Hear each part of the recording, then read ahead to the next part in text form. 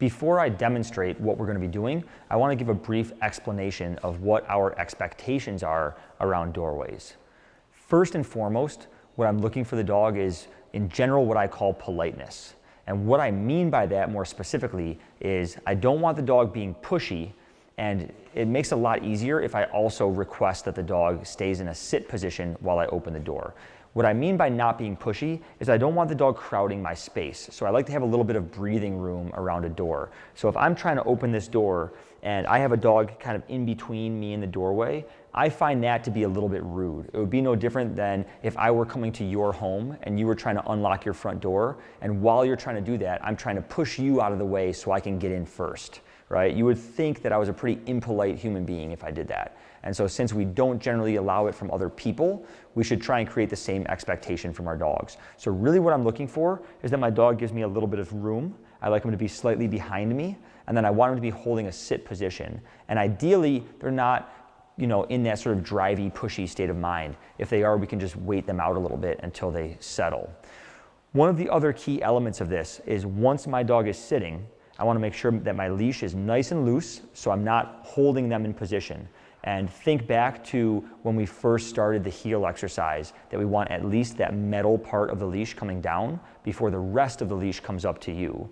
And we always have a saying that restraining is not training. So if the leash is straight, the dog knows that you're kind of holding them in position and they don't have any choices. And so they're not really using any self-discipline. We want the dog to feel that they are free to move, but we've established a rule and they're abiding by that rule. The next thing that's important is that we want to make sure that once they're in that sit position, that we open the door, and that the door opening in and of itself does not trigger them to get up and move. And so normally, if I'm walking through a doorway on my own without a dog, I sort of open the door and move through it in all one fluid motion.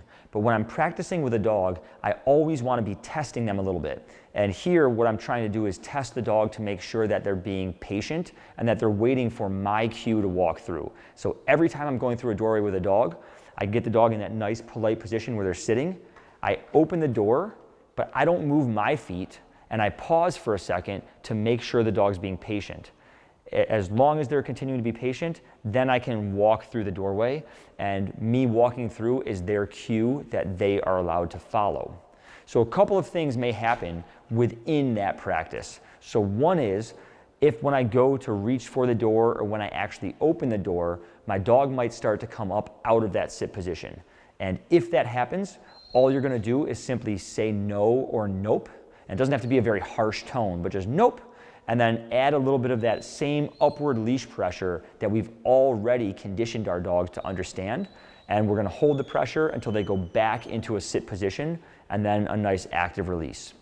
And we can do that as many times as we need to. While I'm doing that, I will also close the door again and sort of reset myself. And then once they're sitting, I'll try again.